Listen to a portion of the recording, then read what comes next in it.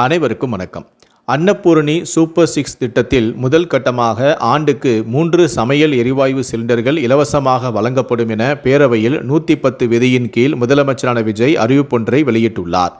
எரிவாயு சிலிண்டருக்கான விலை நேரடியாக பயனாளியின் கணக்கில் வரவு வைக்கப்படும். 2027 பொங்கல் பண்டிகையிலிருந்து சிலிண்டர்கள் வழங்கும் திட்டம் செயல்பாட்டுக்கு வரும் எனவும் அறிவித்துள்ளார். 3 இலவச எரிவாயு சிலிண்டர்கள் மூலம் தமிழகத்தில் சுமார் 1,30,00,000 குடும்பங்கள் பயன்பெறுவார்கள் எனவும் முதலமைச்சர் அறிவித்துள்ளார். 3 எரிவாயு சிலிண்டர்கள் மூலம் ஆண்டுக்கு 4,000 கோடி கூடுதல் செலவாகும் எனவும் தகவல் தெரிவித்துள்ளார். தொடர்ந்து பேசிய முதலமைச்சர் பரந்தூர் விமான நிலைய திட்டம் கைவிடப்படும் எனவும் அறிவித்துள்ளார். மகளிர் கட்டணமில்லா பயண திட்டமானது விரிவாக்கம் செய்யப்படும் எனவும் முதலமைச்சரான விஜய் அறிவித்துள்ளார். வரும் செப்டம்பர் 2ஆம் தேதி முதல் வெற்றி பயண திட்டம் விரிவுபடுத்தப்படும் எனவும் முதலமைச்சர் விஜய் அறிவித்துள்ளார்.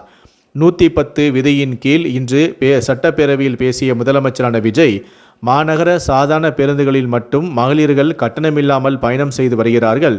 மகளிர் கட்டணமில்லா திட்டத்தை விரிவுபடுத்தி வெற்றி பயண திட்டத்தை அக்டோபர் 2 முதல் விரிவுபடுத்தப்பட உள்ளது. மகளிர் பயண சுதந்திரம் அவர்களுடைய பொருளாதார சுதந்திரத்திற்கும் குடும்பங்களின் முன்னேற்றத்திற்கும் அடித்தளமாக இருக்கிறது.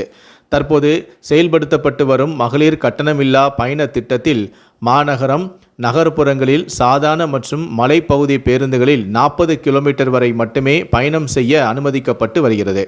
இனிமேல் மாவட்டத்திற்குள் உள்ள எக்ஸ்பிரஸ், LSS, டீலக்ஸ் பேருந்துகள் இலவசமாக பயணிக்கலாம் எனவும் தெரிவித்துள்ளார்.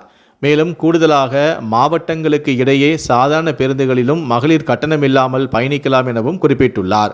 இதன் மூலம் மாணவிகள் தொலைதூரத்தில் கட்டணமில்லா கல்லூரிகளுக்கு செல்லவும், பணியிடங்களுக்கு செல்லவும், மருத்துவம் மற்றும் அத்தியாவசிய தேவைகளுக்கு கட்டணமில்லாமல் பெண்கள் பேருந்துகளில் பயணிக்க இயலும் என்றும் அவர் கூறியிருக்கிறார். முதலமைச்சர் விஜய் அறிவித்துள்ள இந்த மகளிர் இலவச பயண திட்டத்தின் விரிவாக்கத்தில் திருநங்கைகளுக்கும் இலவசமாக பயணிக்கலாம் எனவும் தெரிவிக்கப்பட்டுள்ளது. தாவேக அரசு ஆட்சிக்கு அமைந்தால் மாநிலம் முழுவதும் பேருந்து இலவசமாக செயல்படும் என முதலமைச்சர் விஜய் அன்றே தேர்தல் வாக்குறுதியாக அறிவித்ததை இன்று அவர் நிறைவேற்றியிருக்கிறார்.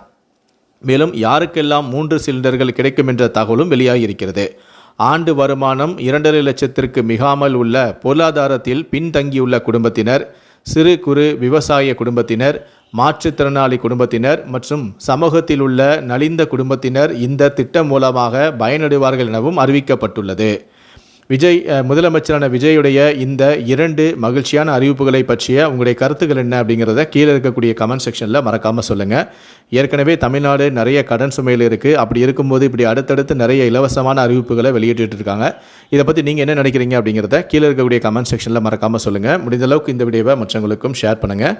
மேலும் இது போன்ற பல வீடியோக்களை பார்க்கணும் அப்படின்னு நினச்சிங்கன்னா மறக்காமல் சேனலை சப்ஸ்கிரைப் பண்ணுங்கள். நன்றி, வணக்கம்.